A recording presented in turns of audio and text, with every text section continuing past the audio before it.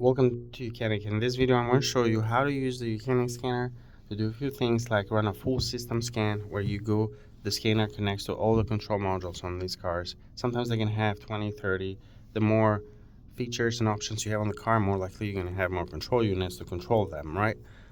So if you got like blind spot, you're going to have a control unit dedicated for that and so on. So this scanner is one of the few scanners that can go and enter all the different control modules on the Mitsubishis, and you'd be able to read codes and look at live data, clear codes as long as they're old or you fix the issue. And then you can do things like active tests. Right now we're doing a full scan where it's looking at different modules and fault codes that are present, but you can enter any of these. Like, to say you enter the engine, you can do active tests where you say, hey engine, you control and monitor the fuel tank. Go ahead and turn on the fuel pump for me, and then you turn that on. If you were, let's say, working on the ABS or traction control unit, you enter that. You say, hey, you control the ABS pump. I'm going to activate that and run it, which sometimes can be, you might need to do that to do ABS bleeding and things like that, or like control the rear brake pads to release electronic parking brakes so you can change the pads, things like that. You can do it with a YOUCANIC scanner. So it takes a minute to go through all the different control units. Now, if you might get no response to the requested codes or no communication if the car does not have that control unit. In this case, it doesn't have ADAS-II. That's like the self-driving functions and all that. This model does not have it, so you get no response, no communication.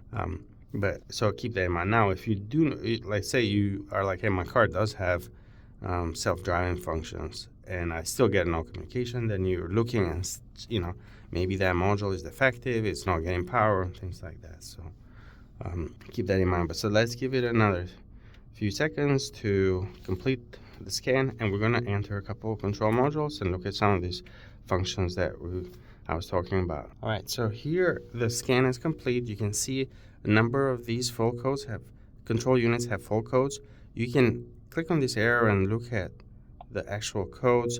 You can also hit report, come down here to the bottom, and you have a list of the different fault codes. Let's go back. What I recommend is doing a pre-scan and post-scan. So pre-scan is like, you just got this car in the shop or you're working on it yourself. Do a full scan, save the codes, and then hit erase. If you hit erase, it'll go through each one of these control modules and try to clear codes. Especially if they're old, they're not present anymore. It's not an issue. It happens a lot. Battery dies, control modules start saying, hey, we're not getting enough voltage, and they throw codes for that. So it's pretty common. So I wouldn't panic if you see something like that on a car that's never been scanned. Then you clear the codes and you drive the car for a day or two, and then after that you come and rescan it. And then once you have codes, you're going to have a lot less codes, and you can focus on what's still there.